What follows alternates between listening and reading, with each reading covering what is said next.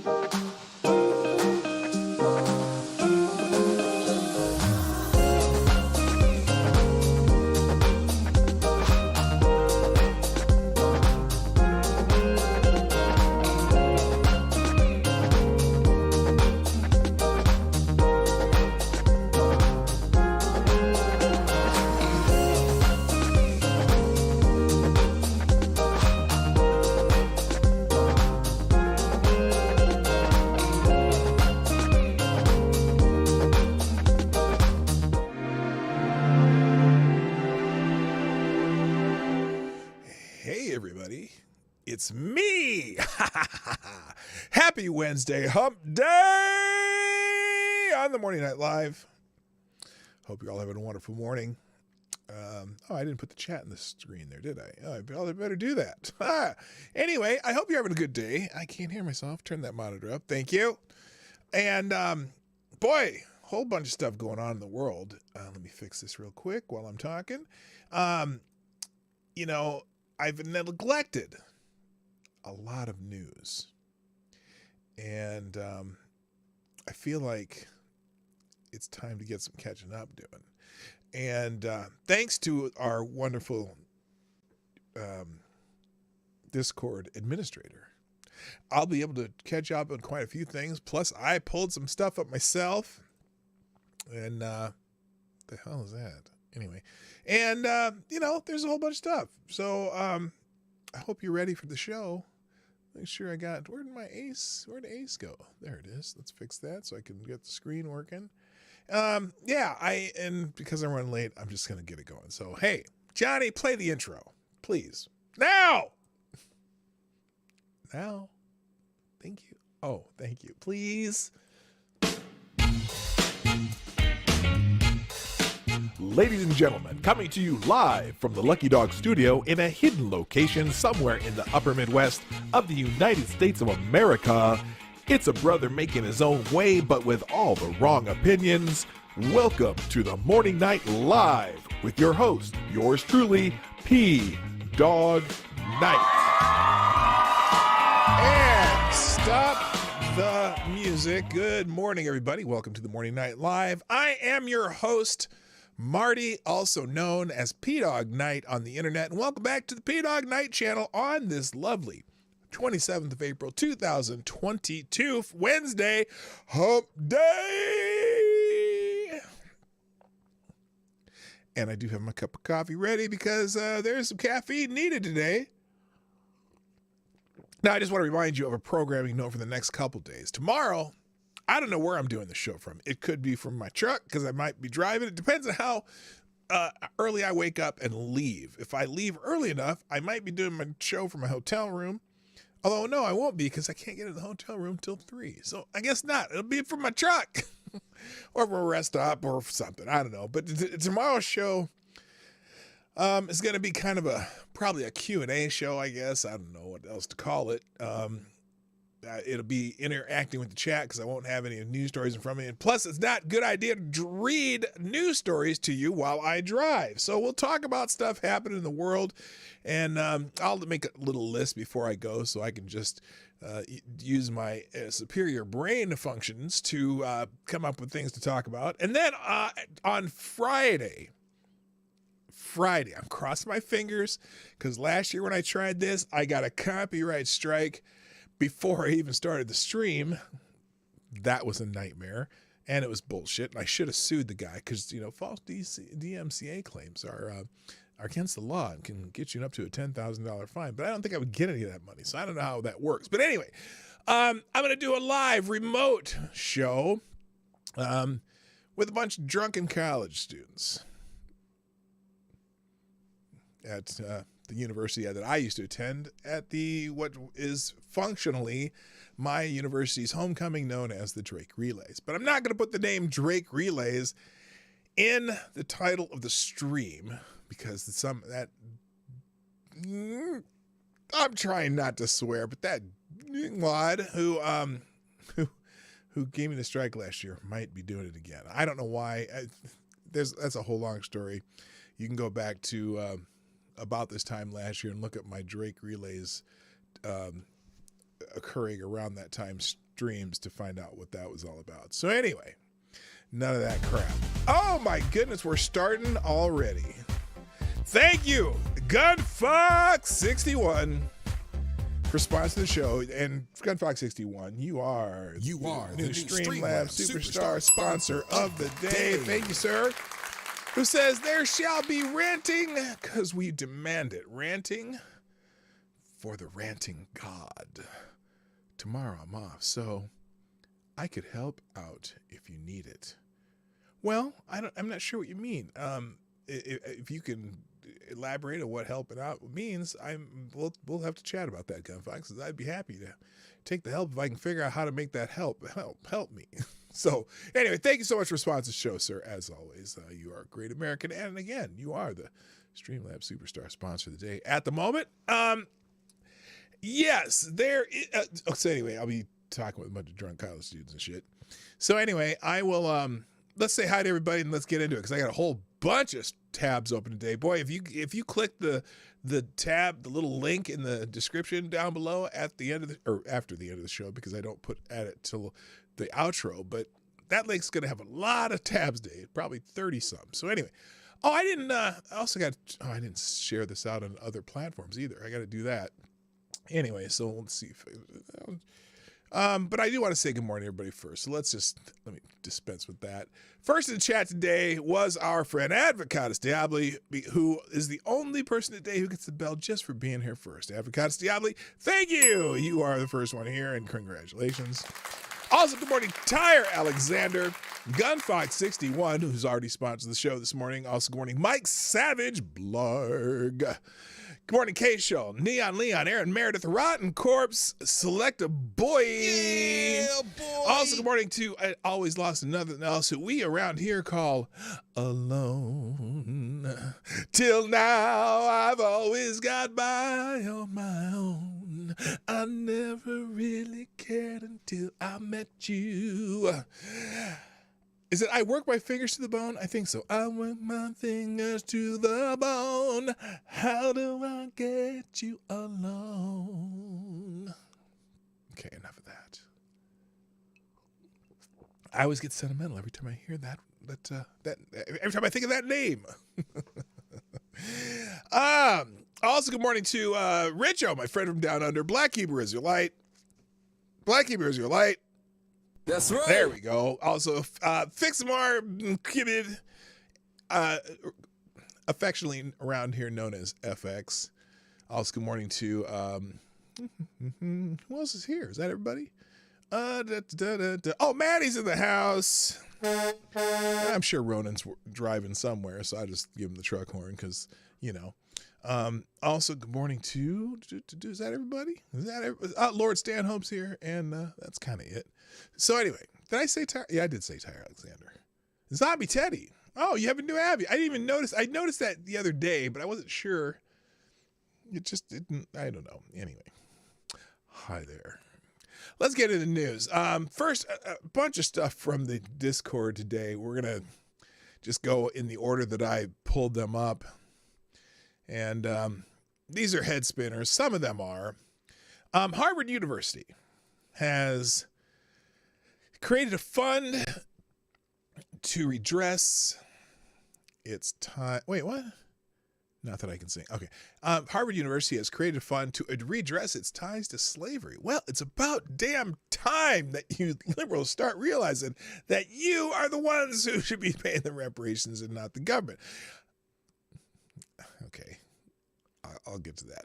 Harvard University is committing $100 million to... Oh, no. Wait a minute. Hold up. Harvard creates a fund to redress its ties to slavery. This is from the New York Times. But this is Harvard University is committing $100 million to study and redress its tie to slavery. The university president announced Tuesday. And with that money, will create an endowed Legacy of Slavery Fund, which will continue researching and memorializing that history, working with descendants of Black and Native American people enslaved at Harvard, as well as their broader communities. Wait a minute, what? I'm confused. I am confused. What Black and Native American people were enslaved at Harvard? Is there some history I don't know about here? Now, I know that... Oh, here it is. Okay, so with the announcement, Harvard joins many other universities, including Brown, Georgetown, Princeton, Theological Seminary, that are not just grappling with their complicity in the institution of slavery, but also putting financial resources behind efforts to make amends. Harvard's financial commitment rivals the $100 million pledged by the leaders of the Jesuit Conference of Priests in March 2021 to be used for racial reconciliation and benefit the descendants of 272 people sold in 1838 to pay off debts of Georgetown University. Now, I know that in that particular case, there were actual places where they had sold. The Jesuits had kind of ties in areas that had slavery, but I didn't think it was Harvard built with slave labor. I don't know about that. I don't know. Anyway, that's weird. They are going to study their own history. Shouldn't they know that? That's what exactly Avocados Diablo. What do they? Why do they have to study? If they know they did it, why are they studying it? Maybe they're just studying who this can benefit. But I think, here's the thing. This whole thing, because I know there's a bill in the House of Representatives or something that's starting to look into reparations for descendants of slaves in the United States. And I'm thinking, and look, I'm not against the idea philosophically necessarily, but I don't understand. Hello, CNN sucks. The most redundant name on the internet. I don't if private individuals or companies that were part of slavery. I could see maybe those companies deciding that they're going to track down people that they're involved in slavery, right? But I don't understand the idea that the federal government would do that, because again, this is the federal government of the United States really didn't exist technically in reality till 1789. I know the Declaration of Independence was 1776, but wasn't the Constitution ratified in 1789? And less than 100 years abolished the practice of slavery in the United States. So there's basically about 76 year period that the United States actually existed as a country on its own. And then half the country didn't do it. And then they had this war and stuff, and then they abolished it. A practice that had been going on for millennia. Okay. And there's not a population probably in the world that didn't have some form of descent of slavery at some point. So what I don't get is how now, let's say Barclays is a company that had ties to slavery. I could see if Barclays set up a fund and they decided to do some research and find people that they could pay reparations to. I could see if Harvard had this, issue, they had slaves and they can find their relatives and they can, compensate them. Georgetown, I'm fine. The private entities and the Democratic Party in particular, because the Democratic Party has incredible ties to slavery. So, I go by the same theory that, Dems must pay. That's what Jesus always says. Make the Democrats pay for it. Not the whole country, but give it to those who are actually slaves. Well, yeah, that too. I got that point, Mike. But I understand though, saying, okay, so you stole generational wealth from people, class of people. Well, there's so many people came here after the slaves. I don't understand taking it from the people who had no complicity at all in slavery. That's what I don't get. Okay, so if you can find families of slave owners, for example, and say, okay, well, your family has this legs and has this money, whatever, you need to compensate them for whatever. And there's just no formula for this. I don't get it. You're 6 generations away. Well, no, not 6. That's not even true. Well, some people, for example, my great grandfather was born a slave in South Carolina. We just figured out the plantation was actually in South Carolina, not North Carolina. But anyway. And I know where the plantation is. So I can see, but that family is long gone. And, but I can see, let's say if my extended family, the relatives of my grandfather, went back and said, hey, you might want to do something for us. I can see that. I don't understand asking the entire country. But anyway, Harvard released a report with its announcement. It said that at its roots, the university, which was founded in 1636, owed its immense wealth to patrons of the university whose fortune were made on the backs of enslaved people. Now, this is interesting too because in 1636, well, let's see, whose fortune made on the backs of enslaved people and whose names still festoon dormitories and other buildings that students walk in and out of every day. Harvard benefited from and in some ways perpetuated practices that were profoundly immoral. Lawrence S. Bacow, Harvard's president, said in an email to the university students, faculty, and members, consequently, I believe we bear more responsibility to do what we can do to address the persistent corrosive effects of those historical practices on individuals. No. Sorry, the effects of slavery on my great-grandfather aren't affecting me now. You know what? I live a completely different life from my great-grandfather, and I've taken advantage of every opportunity. Now, granted, this is my adopted grandfather, because my natural grandfather is from Nigeria, and my other natural grandfather is from Ireland, and that's where my families go. But let's say my sister, who's my parents' natural daughter, right? Didn't affect her at all because she never experienced it. That's what I don't get. Good morning, Litchilo Talker. Good morning, Brent Hayes. Good morning, Straight Sith Mail. Nice to see y'all here. Oh boy. Well, but here, I don't care. Harvard's a private institution. Sure, it takes some federal money, but it's a private institution. If they want to do this shit, great. Knock yourselves out. I hope you find every person that you wronged and somehow compensate their family if you want to do that. I have no problem with that. Knock yourself out. I don't know how you can demand that our federal government does it. That's the only thing I don't understand. And I'm not, again, in principle, I'm not against it, but it should be, yeah, you're right. Nigeria and Ireland, slaves on both sides. Although, actually, I know for a fact that my Nigerian family did not. No one in my Nigerian family ended up in the slave trade. They were still over there, and there's a whole. Well, I'm not even going to go to the rest of that. But anyway, I know for a fact that none of them. Now, on my Irish side, no, because my Irish relatives didn't immigrated here. It was both. Let's see, both sets of my mother's grandparents immigrated here. The late 1800s. So nope, none of them were, that did not affect any of them either. But they did go through a lot of discrimination, that Irish people did at the time. But anyway, but this, this is fascinating. All right, let's move on next. Pennsylvania governor trying to save birds with the Lights Out program.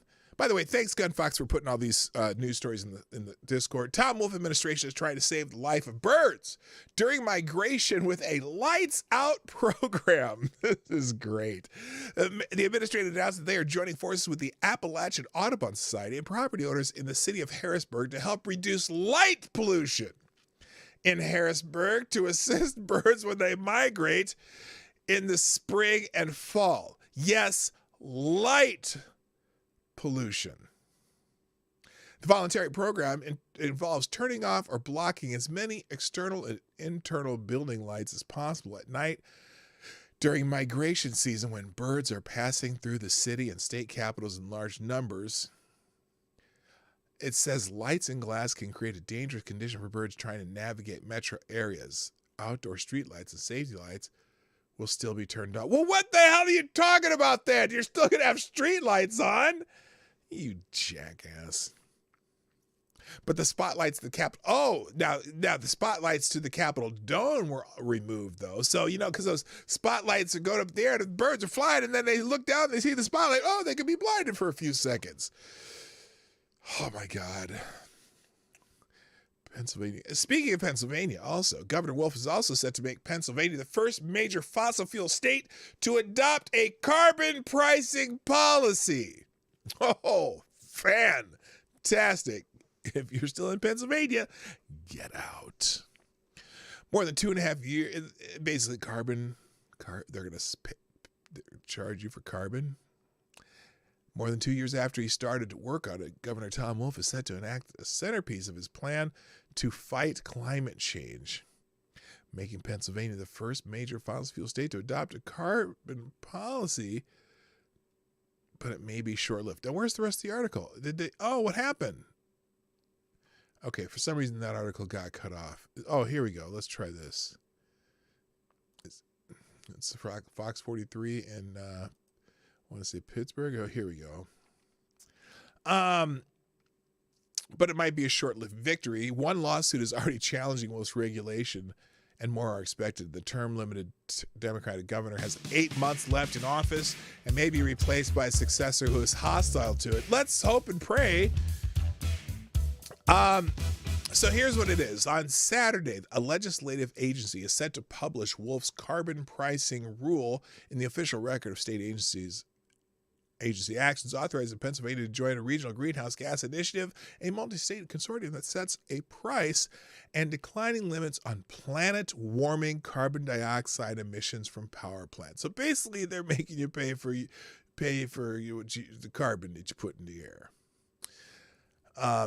This is a coal state. This is a state with a lot of energy.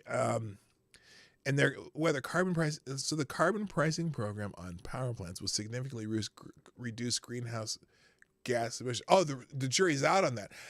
So all that's going to do, excuse me, is make energy more expensive in Pennsylvania.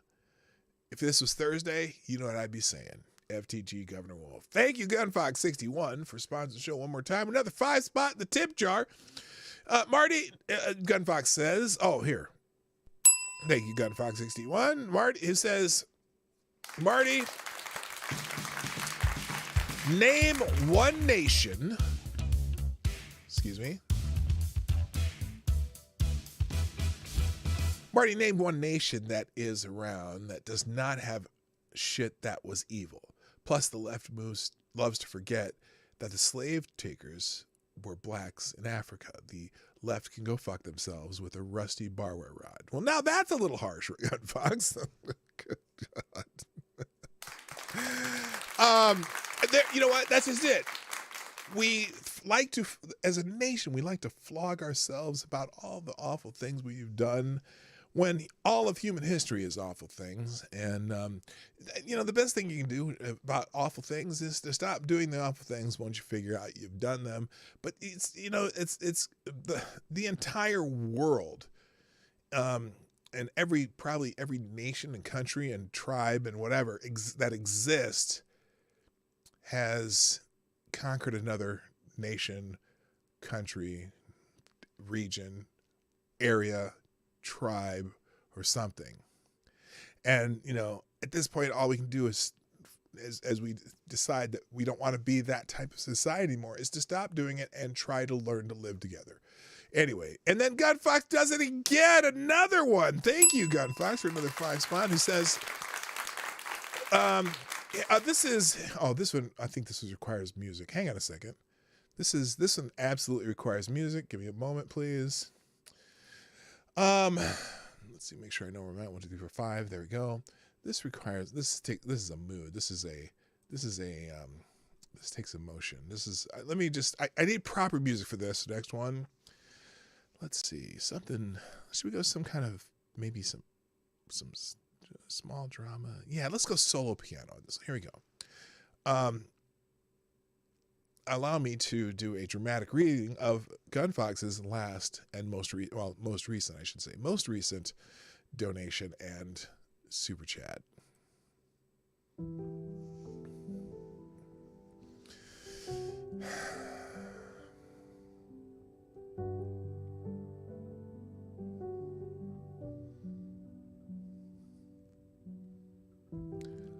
Fuck that bag of shit, Governor Wolf.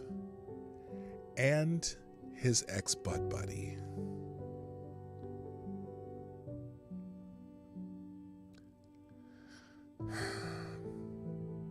He can eat a bag of dicks.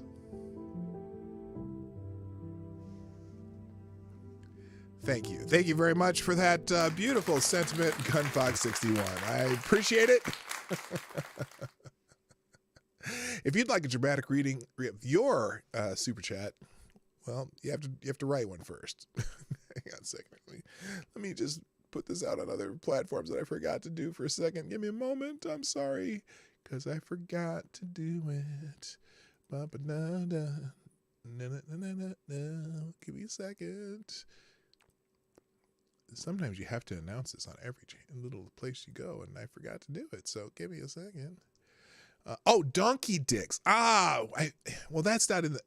It's not in the chat, but that would have been great. I mean, if you just added that here. Let me read the last line again.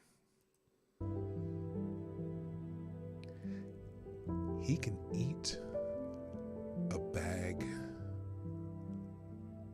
of donkey dicks.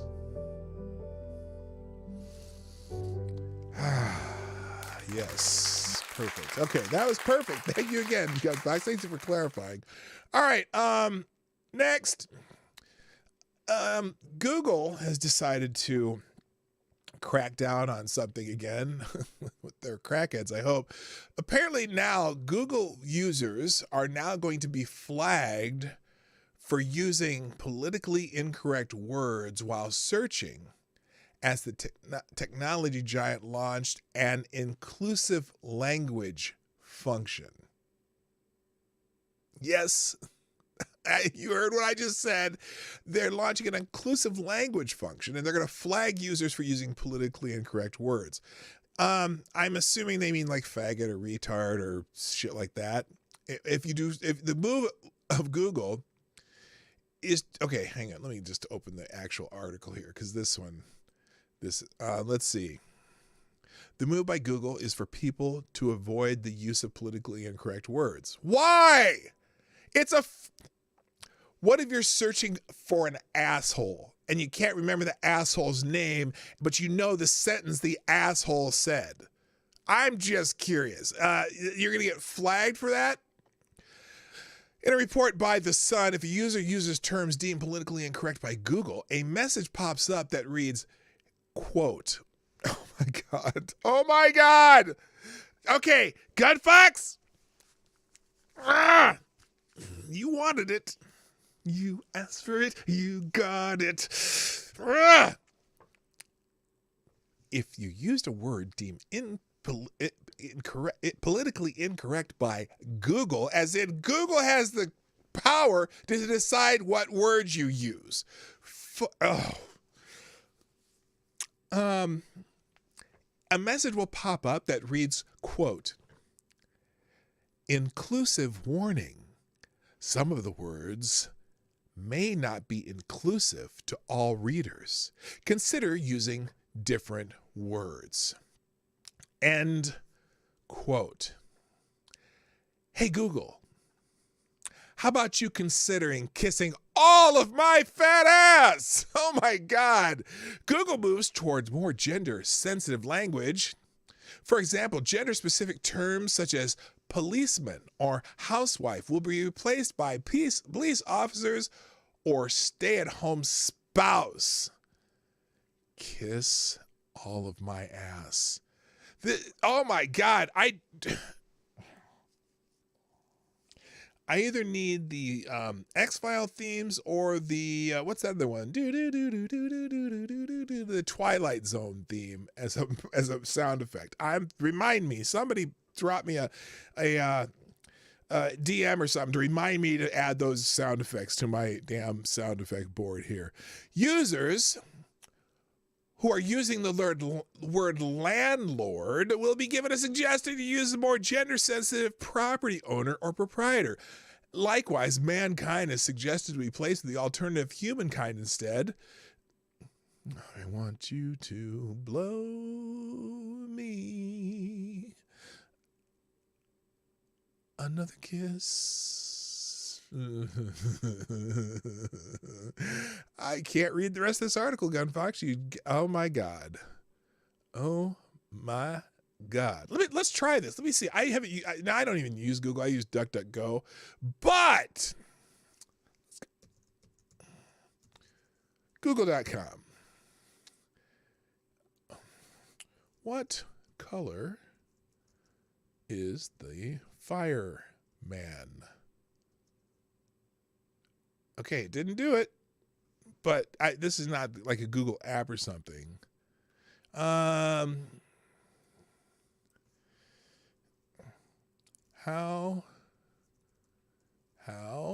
many housewives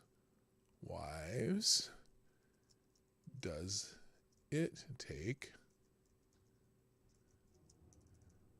to screw in a light bulb?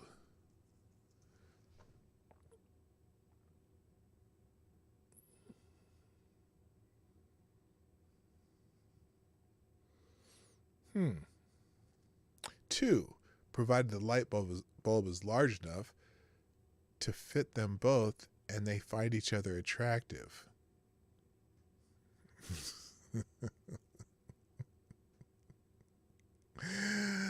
Oh my God.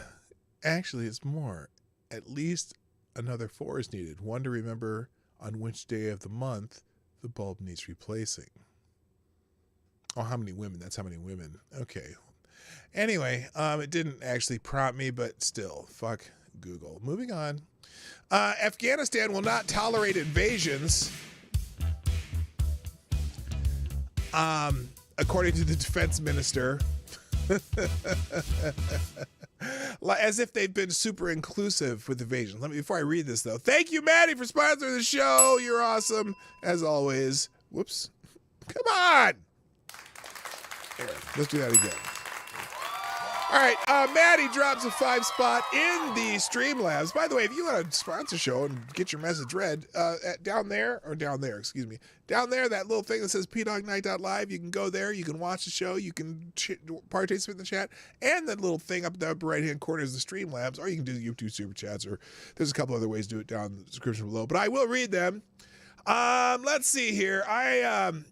Maddie has a letter she's written to Google, and I think this requires... this obviously needs theme music, and I don't know. This doesn't have to be necessarily sad theme music. Let's just go back this way. Hang on. Let's try. What kind of a feel should this have? Let's go with this.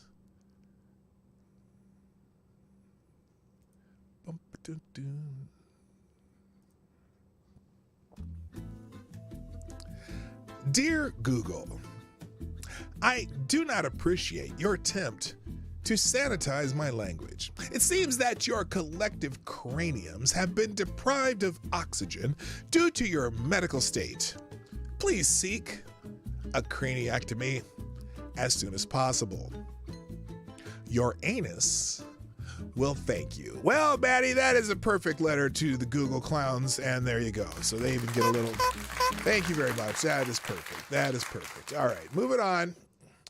Where am I at here? Oh, this is apparently the Afghanis will not allow or to tolerate invasions, according to the defense minister.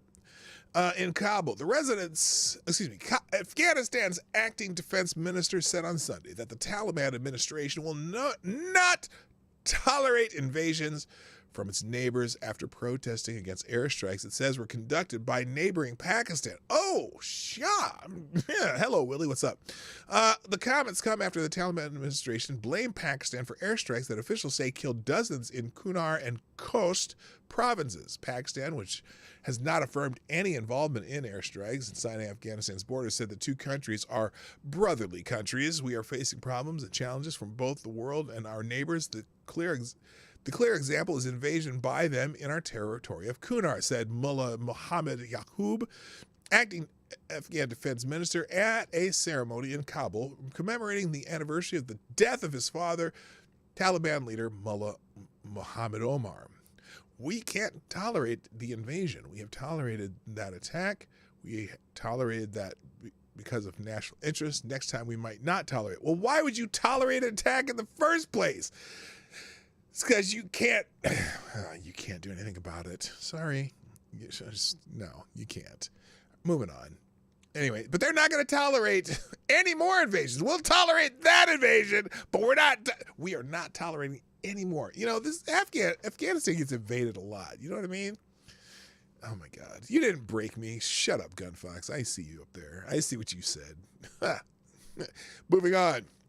GOP candidate sends campaign message claiming your child is scheduled for gender reassignment surgery. Now this was kind of a weird one, but I know what he was doing. He was kind of he was giving a hypothetical scenario, right? A campaign fundraising message from a Republican congressional candidate in Michigan baselessly, oh, bullshit. Wait, oh my God. I don't even know we're going to get to it today. There's so much. Baselessly, I can give you some examples of what's happening at our Department of Education right now.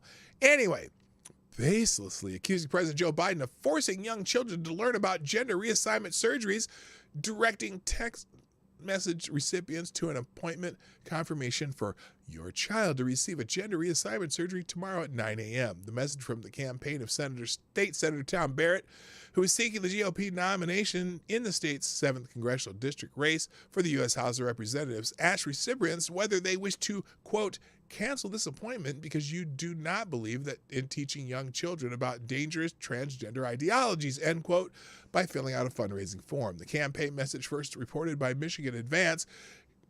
What the hell is Michigan Advance? Let me guess. This is well, it doesn't say what this is. Well, WinRed appeal claims Dems are hell-bent on pushing transgender ideology on young children. True.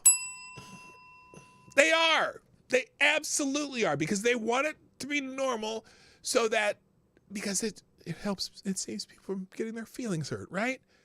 Holy shit. Anyway, so the message from the campaign message first reported by Michigan Advance comes just days after another GOP legislator in the state accused Democratic state senator of supporting attempts to groom and sexualize children in a campaign fundraising email.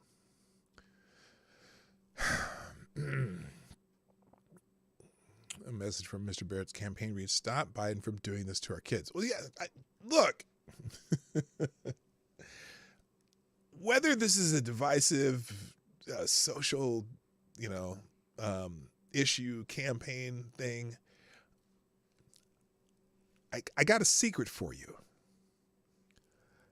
A vast majority of Americans agree when they know the facts. And following a wave of legislations that opponents have called "Don't Say Gay" bills. Well, why would, it's funny how they always give you the opponent's definition of these things. This is from The Independent. And measures criminalizing transgender health care and banning transgender student athletes from school. No. They don't criminalize transgender health care. That's a lie. It puts limits. Now, whether you agree with these or not, they don't criminalize it unless you do it before the age of consent. 18 or, until they're adults. So, because there's very little long-term effect research on things like puberty blockers and cutting off body parts of people before they have a brain that is fully developed. But there's cases where there are people out there who are advocating for the only type of counseling or anything you need to have this done is a 1 hour session, and then they will put you on puberty blockers or hormones or whatever. There are people advocating for that, not going into any kind of full psychological, reading of a human being, especially someone who's if you're under the age of 25, your brain doesn't work yet fully. You can't get a tattoo before you're 18, but you can cut off body parts because you said so. Because today I feel like a different gender. And the other part of this too, it's all about gender. Gender? Really? How about physiology? If gender's just a social construct, then you're just a social construct. How about having some concrete reality in your life today? Oh my God. Gun Fox, you're killing me. This is you asked. Ooh, yes, you did. Let me move on. I'm not even getting to my news today. Let's see. This is great too. This is so the United States Air Force. Why? Again, this is a part of the federal government, right? So this article says Biden falsely accuses the Biden administration of forcing young children to learn about gender reassignment surgeries, directing blah, blah, blah, blah, blah, right? Now, let's go over here. The United States Air Force, however, is pledging medical legal help to members with families affected by Alabama's trans youth laws. What does that mean?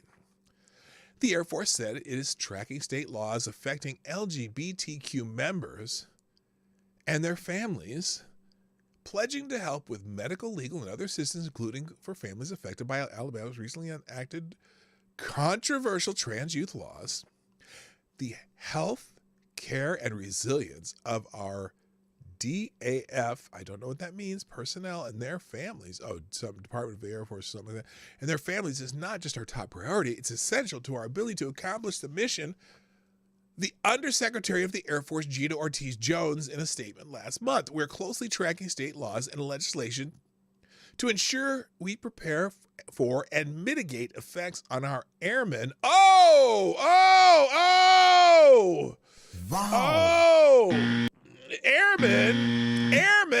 Airmen, what?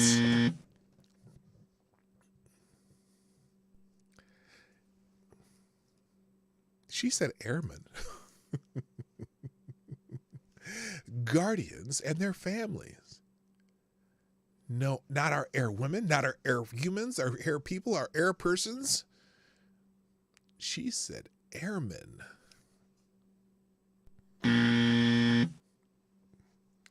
Medical, legal resources, and various assistance are available to those who need them. Since Jones' statements, the Alabama legislature passed 2 laws signed by Governor Kay affecting trans youth.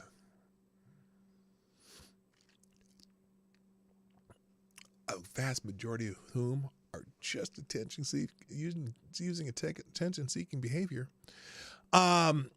Legislation that criminalizes gender-affirming care. That's that's a colloquialism for puberty blockers and cutting off body parts. Gender-affirming care. Unless you're talking about going to the psych doctor, there's no such thing. Gender-affirming care. It's for a kid a child who says they're different, a new gender now. What is gender affirming care? How about other than the psych part? And what do you mean what if they're wrong? See, here's the thing. Kids are stupid. And sometimes we'll just do something because it gets them attention. And who's getting the most attention in the world right now? Who's getting more attention? Who's got and has an ironclad way of fending off anyone who disagrees with them? You get the most attention and you get the most protection. What can go wrong for being transgender these days at that age? because everyone's giving you the attention and they're trying to protect you at no matter what the cost. Unbelievable. Unbelievable.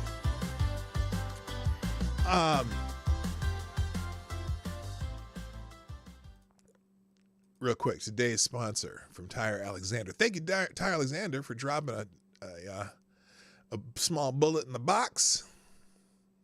This definitely needs different music though, because let's see, what's Wednesday? Yeah, Wednesday's just here. Let's go with let me look at the ad. Oh, this is a farm. Oh, here, if it's a farm, hang on a second. I got perfect music for farms. Let's go.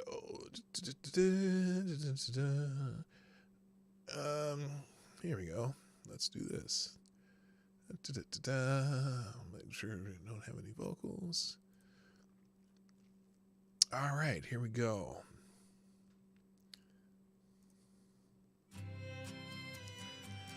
Today's sponsor is FTG Farms. Hi. Has the price of fucks gone up caused you to, or the price of fucks going up caused you to be caught without fucks to give? Have you been caught at a critical moment and looked at your field of fucks and found it barren? FTG Farms has fresh, homegrown fucks for all. There we go. Thank you, Tyre Alexander. That's a perfect ad. Oh, do I need some fucks to give too? Yeah, call FTG Farms today. They will take care of your need, and they have plenty of extra fucks to sell. Thank you. Also, good morning, Isabella, the housekeeper, and the one who, and Rod Line. Again, nice to have you back, sir. Next. Oh my God. So anyway, so now they're the Air Force is joining in on gender affirming care for your children. We'll God. The Acme Knife Company is proud sponsor of a gender affirming care. Anyway, moving on. Good God. Why did I? Oh, here's a good one. Hey, this is someone named Tracy Foley who says, I started a petition to ban the Pledge of Allegiance at school. Now, I can understand why some people may have a problem with the Pledge of Allegiance. It's kind of a, it's, if you really think about it, it's a little bit culty, but it is something that we do in the United States, and not everyone's forced to participate. You absolutely don't have to force participate, but it's not a terrible thing to be proud and whatever of your country. But anyway, let's try this. This is a woman named Tracy Foley. This is a work of nonfiction based on actual events I experienced firsthand, used with permission. Okay. I attended a private religious high school. When I was a freshman, the school gave students exactly 3 minutes to walk from one class to another. Frequently, back-to-back classes took place in non-adjacent buildings and required a jog across the parking lot, a walk through the underground tunnel beneath an 18th century convent, several flights of stairs, and a combination of all three. To compound matters, the gym class teachers wouldn't allow us to change from our regulation shorts and t-shirts into our plaid kilts and button-down shirts until after the bell rang. So those 3 minutes between classes might include not only a walk through the convent and a couple flights of stairs, but a quick costume change as well. 3 minutes was not enough to do everything that was expected of us. Some teachers were understanding of girls racing in the classroom just as the last bell rang, but others weren't as permissive. If you had to use the bathroom, you were out of luck. After racing across campus in an often futile attempt to get to class in time, we spent the first 5 minutes of every period reciting the Pledge of Allegiance and a prayer, and typically the Lord's Prayer or Our Father before class could officially begin. Really? It took 5 minutes to do that? I pledge allegiance to the flag of the United States of America and to the republic for which it stands, one nation under God, indivisible, and liberty and justice for all. That's about 30 seconds. And the Lord's Prayer.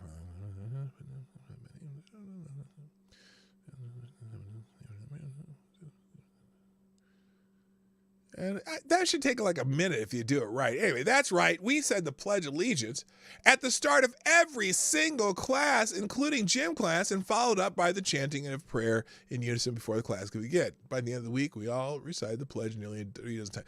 Okay, that is overkill. And I'm thinking bullshit too, Advocatus Diaboli. I'm not so much. Okay, so anyway, this is a whole story about her wishing they didn't have to say the Pledge of Allegiance. I pulled out a piece of her. Okay, so anyway,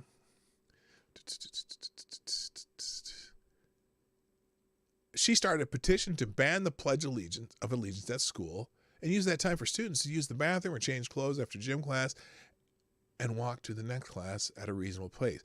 Look, so they said the Pledge of Allegiance and the Lord's Prayer at the beginning of every class. I've heard of schools doing it like the first class year in the morning. That's the way it was. Like even when it got to middle school or junior high, we called it in Omaha.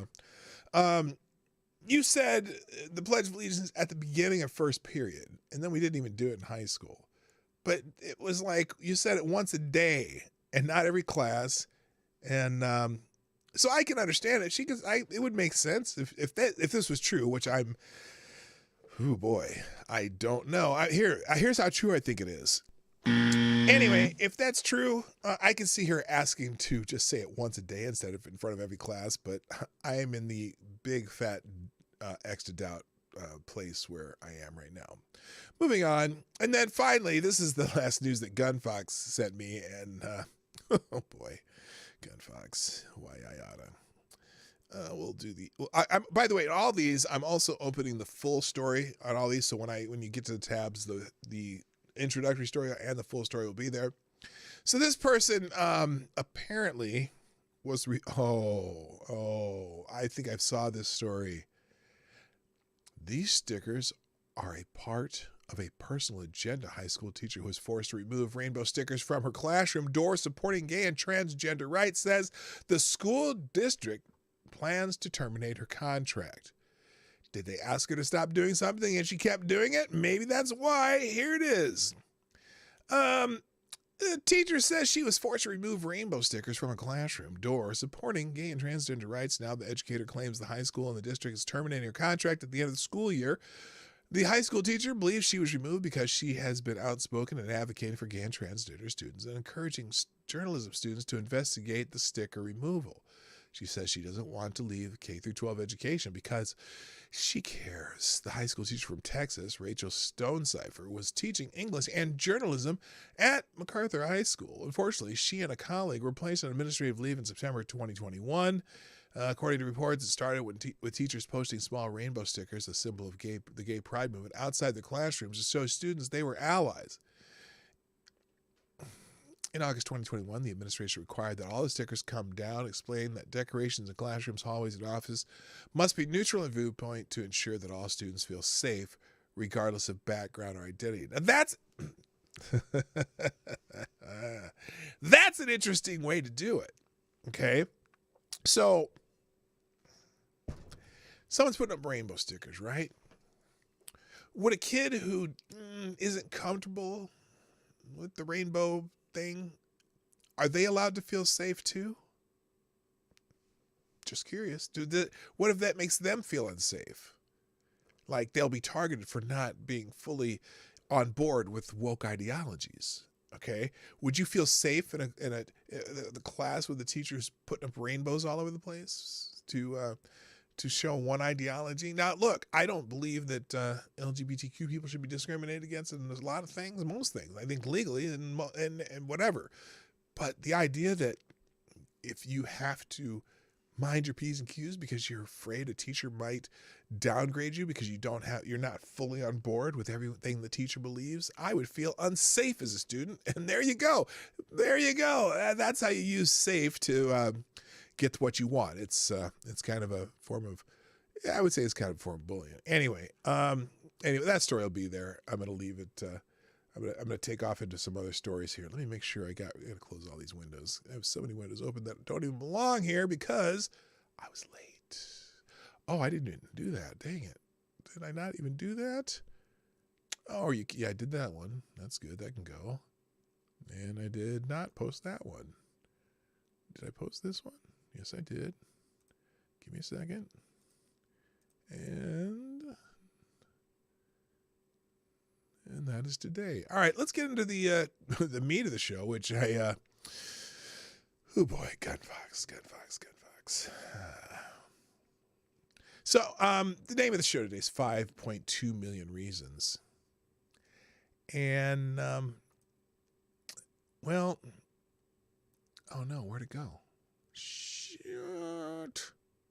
Where'd it go? That's not even it. Okay, close that.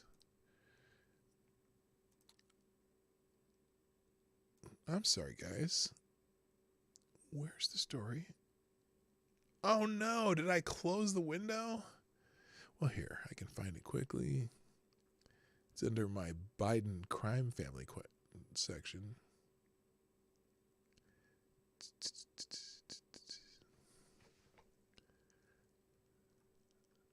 Oh, here we go. Gosh, I feel stupid now. All right, so Joe Biden has a problem because a lot of the stuff coming out of the the Hunter Biden laptop is very, very revealing as to the business dealings of Joe Biden that he denied during a presidential race. And one of the biggest ones is, he apparently reported a certain amount of income to the IRS, right? But when he was making his financial disclosures in the presidential race, apparently there's $5.2 million in unexplained income. Now, remember, when Joe Biden was left the vice presidency back in when Trump was moving in and he and Obama were moving out, and he had to get a loan from Obama because he was having trouble moving, and then they live in this gigantic house, and no one knows where the money came from, right? Well, according to financial records, Joe Biden has $5.2 million in unexplained income that, by pure coincidence, of course, was acquired around the same time Hunter Biden was raking in big bucks from foreign business deals. And he was earmarking that, quote, 10% for the big guy, end quote. The Daily Mail reports that Joe Biden agreed to pay Hunter's legal fees for his deal with the CEFC, a company linked to the Chinese government. Now, this bombshell comes on top of a report from Monday that visitors' logs from the Obama administration show that Hunter Biden's top business partner visited the White House 19 times. 19.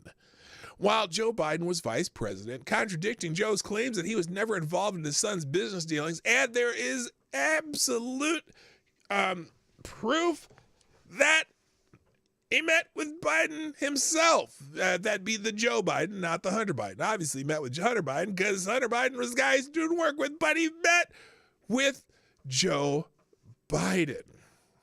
The revelation ties the president even closer to Hunter's overseas business dealings and makes his previous claims that he never discussed them with his son even less plausible. Joe was able to pay the bills after earning millions of dollars through his and his wife's companies after he left office as president. That's, I don't know who says that, but anyway, while some of Biden's income came from book deals and speaking engagements, imagine people paying to watch Biden speak.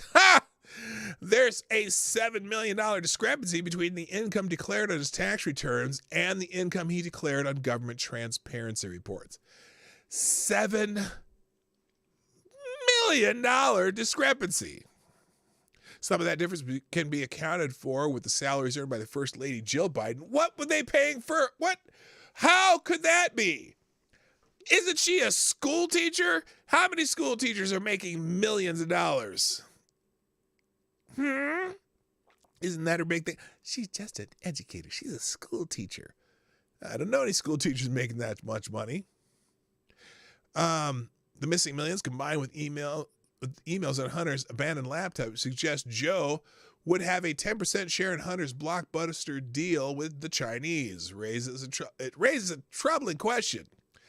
Did Joe Biden receive money from a foreign venture? When an issue What pops up, the every bloody minute hell spent is searching that? for answers is extra toil Where keeping is you that from coming innovating. from? With APM from Holy New Relic, we'll help you crap. trace the trouble and Turn get the that shit clearest off. picture, so you can instantly understand application I don't know performance which- across your entire stack. Okay, that's coming from parts unknown. Good God. Anyway, sorry about that. My favorite Canadian is in the house. Hello, Jaeger Pony. And also, good morning, Fight for Our Right. So now the problem here, and let's see, that's that. And here's the Breitbart article. Hunter Biden's business partner visited the White House. Oh, they found 8 more times he's visited. So Hunter Biden's business partner, Eric Schwerin, visited the White House 8 more times in 2016 to visit then Vice President Joe Biden's chief of staff, Steve Ricchetti, according to the White House visitor logs obtained by Fox News. Ricchetti currently serves as President Biden's White House counsel and was the president of the investment firm Schwerin and Hunter Biden, that Schwerin and Hunter Biden managed, Rosemont Seneca Partners. So Schwerin, okay, yeah, he was a partner and he's visiting Ricchetti. Oh, Ricchetti was also Biden's chief of staff from 2013 to 2017. They had additional meetings at the White House, in addition to the 19 visits the New York Post reported Saturday. In total, Schwerin visited the White House 27 times between 2009 and 2016. Now, I'm confused because I could have sworn that was when Joe Biden was the vice president of the United States. I'm spitballing here. His Hunter Biden's business partner, Schwerin, visited the vice president 27 times. Wait, no, the White House 8 more times, but certainly with the Joe Biden at least a few times. But Biden has never met or talked about any of Hunter Biden's business dealings. In fact, here it is. Here's the clip of Joe Biden saying, I've never spoken to my son about his overseas business. And so how do you know?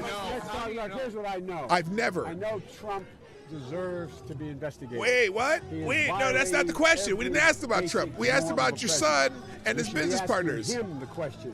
Why is he on the phone with a foreign leader? Hang on. I've never spoken to my son about his overseas business. I've never spoken to my son about his overseas business dealings. Here's what I know. I know that Trump, blah, blah. Say Trump, and that'll get you off the hook. Anyway, on Tuesday, White House Press Secretary Jen Psaki dismissed Schwerin's visits to the White House as visits from more than 10 years ago. Bitch, please. Oh, I'm going Randy Savage. Oh,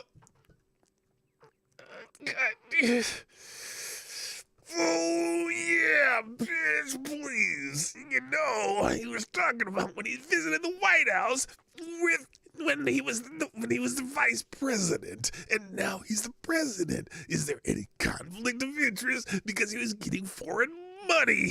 Sorry, oh my God. I think Gunfox, you got me fired up today. Anyway, despite Biden's claims of no involvement, public opinion suggests otherwise. 58% believe Joe Biden played a role in his family's business. Oh, really? Really? 60% say Hunter Biden sold influence and access. Really? And the polls also found that 67% believe Joe Biden should be impeached if he secretly participated in facilitating the family business. Damn, 67%? That would have to include a few independents and Democrats. Okay. Because he's a lying, cheating bastard. That's, So, let's see. Where is it? Now, and this is Jen Psaki just dismissing. Where's Jen Psaki? Oh, they didn't even put it here. Anyway, yeah, it was more than 10 years ago. Yeah, 10 years ago. Where was Joe Biden 10 years ago?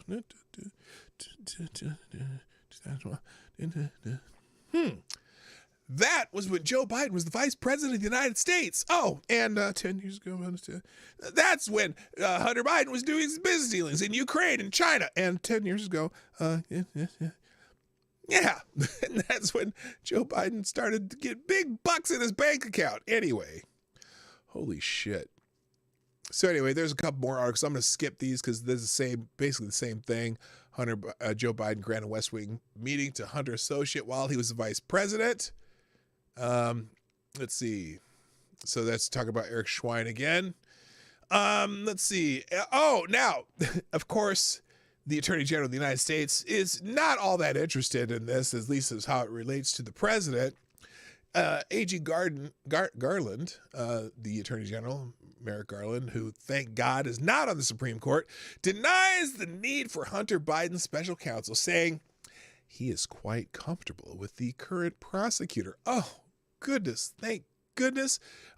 Eric Garland, there's certainly never going to be a conflict of interest between, a White House, a Joe Biden appointed prosecutor, whatever. Anyway, Attorney General Merrick Garland rejected suggestions that a special prosecutor should take over the investigation into Hunter Biden's business dealings during a Tuesday appearance in front of the Senate Appropriations Committee. Delaware U.S. District Attorney David Weiss is leading the investigation into Hunter Biden's overseas business dealings and tax handling. Weiss is the only U.S. attorney appointed by... now this is a Trump appointee. Interesting. I bet you Democrats are asking for a special counsel because they don't like the fact that a Trump appointee might be handling this. Weiss is leading the investigation into Hunter Biden's overseas business dealings and tax handling. Weiss is the only U.S. attorney appointed by former President Donald Trump to remain in office. Incoming presidents often request resignations of prosecutors appointed by their predecessors. But he says, I'm quite comfortable with the U.S. attorney for that district continuing in the role that he's playing, Garland told Republican Indiana Senator Mike Brown of Weiss's handling the case. Now, that's interesting, but remember, Trump wasn't, his hiring and firing decisions weren't always based on anything ideological. They were just kind of like, well, what's convenient? Who do we know? Who do we know that already has done this stuff? Who has some experience? And it always didn't work out so well. You know what I mean? But interesting that Garland has perfect confidence in this person. Oh, is that going to be an ad? Yes, it is. Act now to get Xfinity No, Internet for shut a great low up. price. Or visit Xfinity.com/free. In that, how do you... I can't. Well, we can't watch it. F it. Moving on. And then, and then apparently there's... he's trying to point Chris Dodd to represent the United States at the Summit of the Americas. Now, Chris Dodd, if you're not familiar with Chris Dodd is the guy that, along with former deceased Senator Ted Kennedy, did the waitress sandwich thing, and he's basically a Democratic crony. He was going to appoint him to be to represent the United States at a summit of Latin American and Caribbean leaders, and a move that could boost Dodd's extensive business dealings in the region. Oh, he has financial ties down there. That's what it is. All right. Anyways, I'm going to skip that. You can read that on your own. By the way, in the midst of all this, all the scandal and other BS, Joe Biden's approval rating is down again. In nearly every U.S. subgroup, in a new survey, President Joe Biden's approval rating down to 60% disapprove. Oh, wait. Okay, so his job approval has fallen across the board. For instance, Gallup emphasizes that among Generation Z, those born in 1997 to 2004, Biden's approval rating back in January to June 2021 was 60%. Biden's honeymoon period. However, now in the period September 21 to March 22, his job approval is only 39% among Gen Z, a drop of 21 points. For millennials, it went from 60 to 41. This is just, oh, goodness gracious. This is down, the young folks, down 21%, 90%, 50%, boomers, 7%, and born before 46, it's about the same. But it's always low among them, 48%. 46% now from boomers, down from 53%. 40% for Gen X, down from 55%. So he just, he is shitting the bed. Anyway, moving on. And then now this is funny. You can read this one on your own, but Nancy Pelosi thinks that this is a punchline in itself. Nancy Pelosi thinks that Barack Obama is jealous of Joe Biden. Oh boy, did she say something here?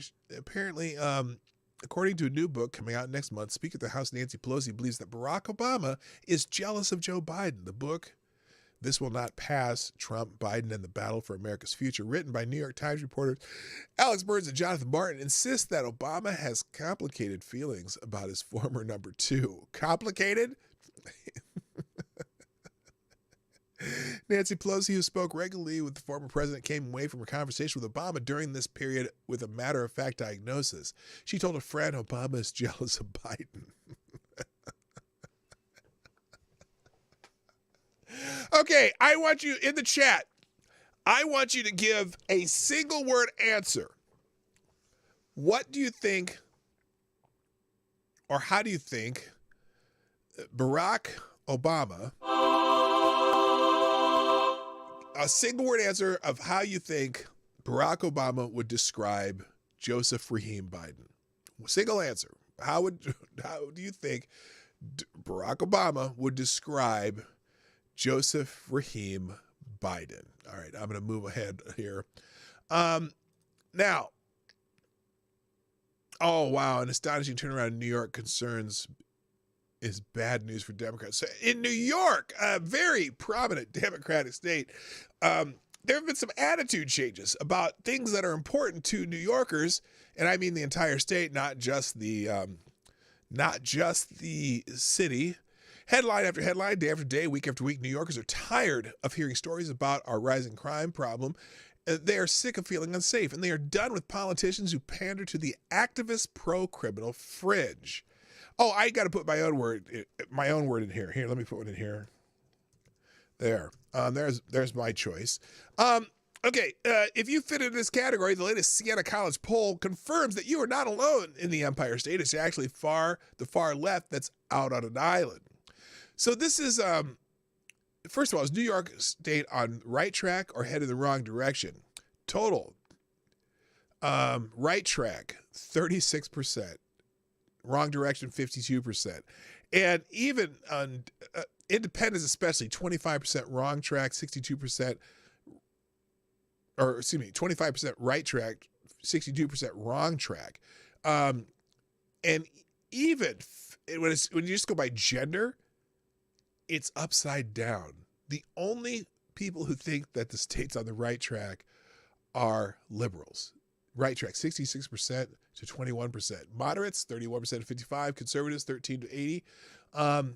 Not good for Democrats. And also, let's see, how would you rate the job that Kathy Hochul is doing as governor? Excellent, 8%. Good, 28%. Fair, 30%. Poor, 27%. That's a total.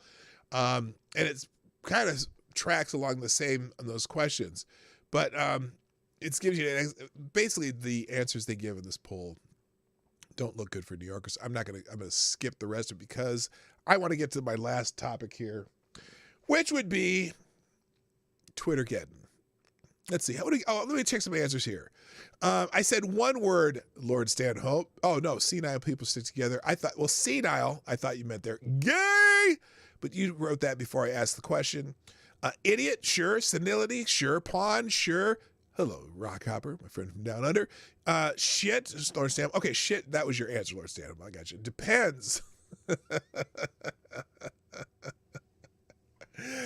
I don't think you mean it depends on this or that. I think you mean the adult diapers. Puppet, dumbass was mine.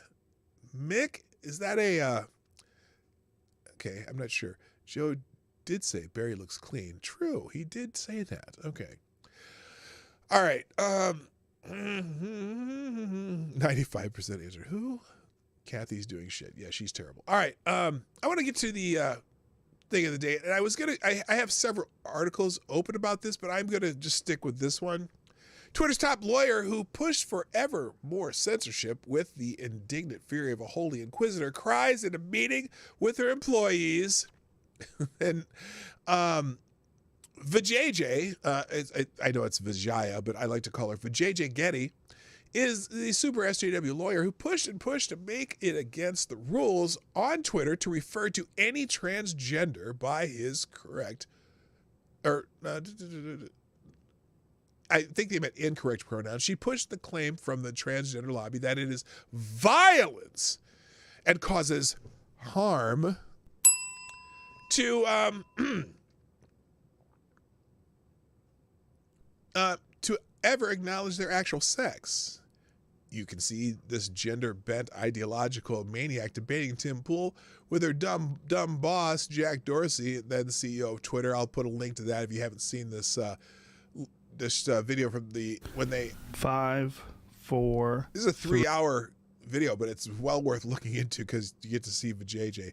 And I don't mean actual Vijay. I mean Vijay Getty, the lawyer, the Twitter lawyer.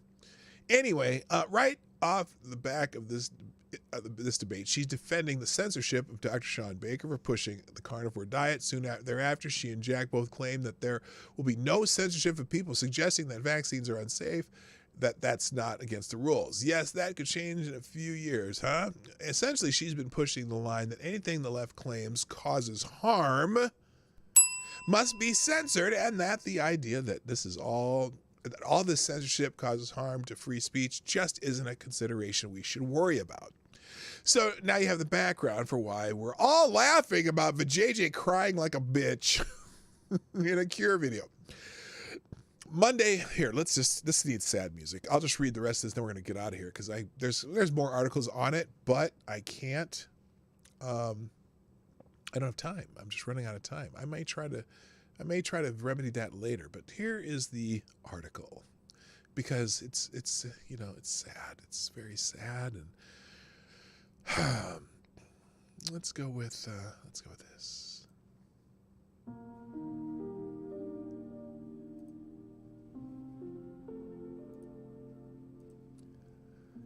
Monday was an emotional day at Twitter, even for its executives. Shortly after billionaire Elon Musk bought the powerful social media platform, top Twitter lawyer Vijay Getty called a virtual meeting with the policy and legal teams she oversees to discuss what the new ownership could mean for them. Getty cried during the meeting as she expressed concerns about how the company could change, according to 3 people familiar with the meeting. She acknowledged that there are significant uncertainties about what the company will look like under Musk's leadership. Twitter spokesman Trinity Kent said that Getty became emotional when discussing her team's impact and the pride she feels in them. Getty, who has worked at Twitter since 2011, is the key executive charged with overseeing Twitter's trust and safety, legal and public policy functions. She is seen internally as Twitter's moral authority and the executive tasked with handling sensitive issues like harassment and dangerous speech.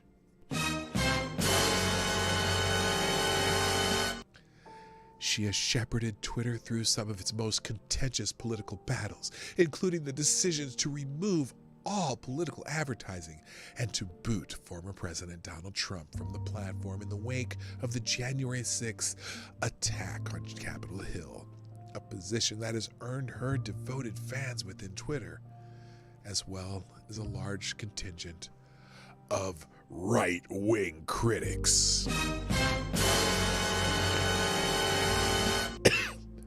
But as news of Musk's official takeover broke, policy and legal employees fretted at the meeting about what his leadership could mean for Twitter's carefully crafted online speech rules, including its policies against hate speech, misinformation, and even political advertising.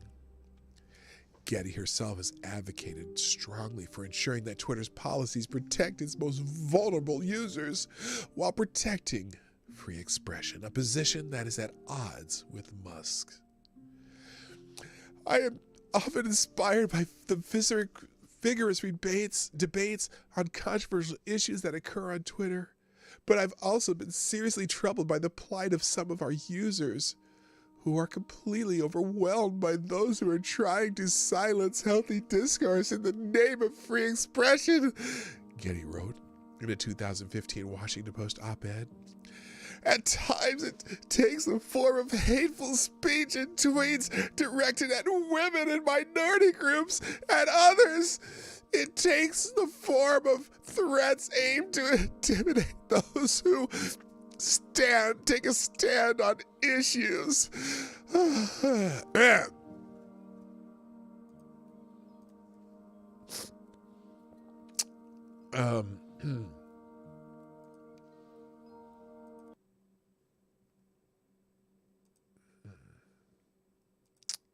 I just take a second.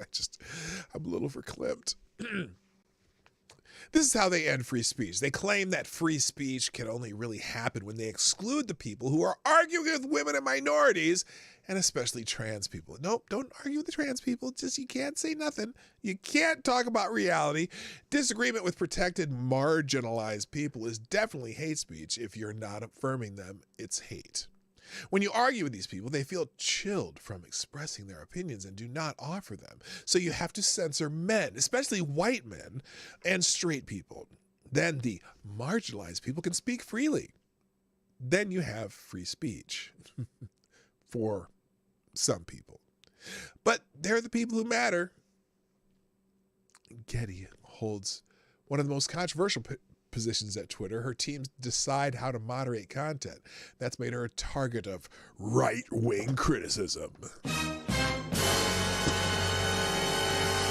Particularly when Twitter blocked the distribution of a New York Post article about President Joe Biden's son, Hunter Biden, in 2020. Well, isn't that amazing? How much of that is just come true now. Yeah, they blocked the article that we were talking about just a few minutes ago. Amazing. And now look at all the shit they're finding from the laptop. Oh no, might be bad for the Biden family. Sorry. No matter what we do, we've been accused of bias, she told Bloomberg News in 2020. Leaving content up, taking content down, that's pretty much background noise. Yeah, bitch, you are such a liar. Anyway, Elon Musk has responded to this. Let me see if I can get the right one here. Well, here, I'll just show you the response on the page here. Here's Elon. So Sagar and Jetty, he's one of the guys from the Hill. He's a conservative dude. And he said, Vijay Getty, the top censorship advocate at Twitter, who famously gaslit the world in Joe Rogan's podcast and censored the Hunter Biden laptop story, is very upset about Elon Musk's takeover. And here's what Elon Musk had to say. Suspending the Twitter account, a major news organization, for publishing a truthful story was obviously incredibly inappropriate.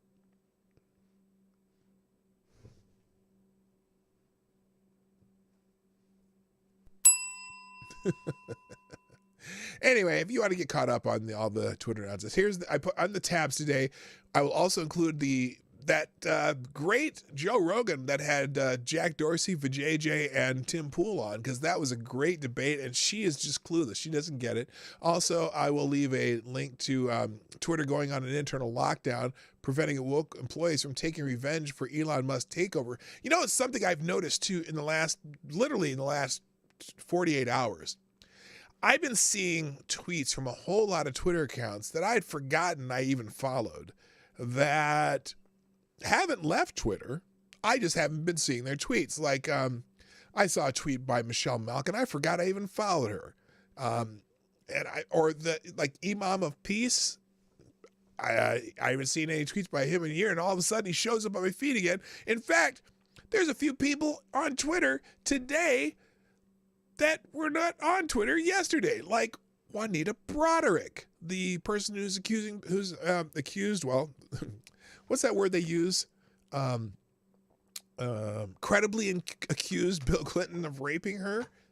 I said that R word. Anyway, it's amazing. In fact, I see a lot of people on the left going, "Oh, I've lost like 3,000 followers." Blah blah blah blah blah. I've gained followers since this whole thing blew up with Elon Musk purchasing Twitter. I don't know how this all of a sudden there's some of these people are back. I think the people at Twitter, especially the people who are shadow banned, like the Imam of Peace. I used to see his tweets all the time. And all of a sudden, just at some point, I stopped seeing them. And today I started seeing them again, meaning they were limiting his reach, right?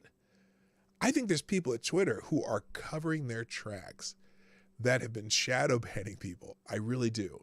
They're covering their tracks by allowing these people to be seen again because they know that one of Musk's biggest things right now, and probably the most important thing he can do, is transparency in the algorithm. I don't even care if he changes their policies, but at least make them clear so that you know what you're in for and people can tell you, okay, this is specifically why suddenly that tweet could be seen, but this one can't. You know what I mean?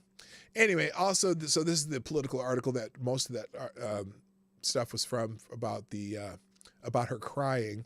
Also, I have more than one article open about that. Also, Elon Musk weighs on Twitter censoring Hunter Biden laptop story. We saw the tweet there suspending the Twitter account of a major news organization for publishing a truthful story was obviously incredibly inappropriate. I think VJJ may want to consider what's going on with her job. I don't know. If you want to update on Cat Turd, if you know who Cat Turd is, apparently he's still in the hospital, but apparently he's going to have surgery soon on his obstructed bowel. I know that's, for some of you, probably could care less. And then also in the tabs, Democrats are horrified that Twitter might allow free speech. Look at Karen here. Karen Eaglefeather is really upset that Elon Musk bought Twitter. Let me see if they have a tweet by Elizabeth Warren. Let's see. Elon Musk, I hope even my worst critics remain on Twitter because that's what free speech means. Do they have Elizabeth? I wish I had Elizabeth Warren's tweet handy. Apparently. Anyway, she said that she used Musk's purchase of Twitter to promote her proposal for a wealth tax legislation regulating big tech, saying Musk purchasing Twitter is dangerous for our, guess the word, 5, 4, 3, 2, 1. Yes, our democracy. Musk purchasing Twitter is dangerous for our democracy. Now, friends, remember what I said democracy means when these people say it. They mean Democrat power. She says it's a reminder why we need a wealth tax and why we need some serious regulation for big tech. Hey, how about you have some regulation for D's nuts, lady? Also, there was an MSNBC host, Ari Melber. What was it he said? You could secretly ban one, saying that Twitter could do this. Here's the danger of Elon Musk owning Twitter. Listen to this carefully. I'm not going to play it. I'm just going to read it. You could secretly ban one party's candidate or all of its candidates, all of its nominees, or you could secretly turn down the reach of their stuff and turn up the reach of something else. And the rest of us might not even find out about it until after the election.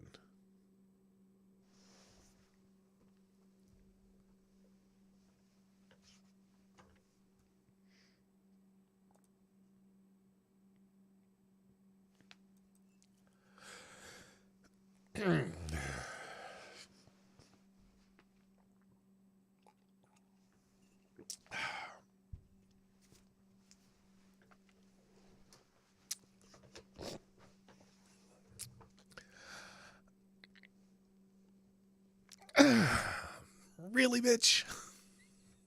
Really? Here's what I'm gonna do. I don't know if it's here's some replies to what he said. The New York Post would like to have a word with you. It's like, oh my God, Twitter can be used. The owners can rig the entire site. This is amazing. Doesn't he realize this is exactly what they've been doing? Oh, it's just juicy. Anyway, and then then this guy, Ed Markey, demanded algorithmic justice. You're going to have to read that shit yourself. It's in the tabs. There's all this shit in the tab. I got to go.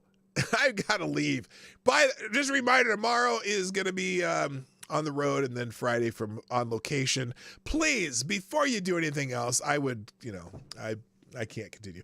Please, if you haven't done so already, hit the like button. Thanks for sharing the stream. Those of you who already did. If you haven't done so, you can do it before, during, and after any stream. Anything helps. Project 10,000. I am not progressing very fast, but by my 1,000th episode, we're going to try to get 10,000 subscribers to this channel. Also, please, thank you. If you want to sponsor the show, you can do it 24 hours a day at pdognight.live, Venmo, Cash App. During the show, pdognight.live, and YouTube Super Chats. I will read your stuff on the show. Obviously, thank you to our sponsors today, Gunfox61, Maddie, and Ty Alexander. And Gunfox61, you are the Streamlabs Superstar sponsor of the day. Thank you for sponsoring the show. Put a comment in the comment section if you're watching on replay. Also, the link in the description down below will be updated during the outro, which I'm about to play because I'm so glad we had this time together. My name's Dawg Knight, and I'm out of here. Bye-bye. Hey, this is Dawg Knight, and thank you for watching today on the Dawg Knight Channel. If you have an observation or remark you'd like to make about this video or my channel, I absolutely welcome you to write it in the comment section down below. I really look forward to hearing from you. And before you go, if you like what you saw but you're not already subscribed, please make sure you hit the subscribe button and definitely click that bell that pops up afterwards so you'll be notified when I post new videos or when we go live. I broadcast my live show, The Morning Night Live, Monday through Friday at 10 o'clock Eastern, 9 o'clock Central. A special thank you to all the supporters of this channel who share our videos on social media and who make donations through Streamlabs, YouTube, Venmo, and Cash App, which are all linked in the description down below. Thanks again, and until next time, I'm Dawg Knight, and I'm out of here.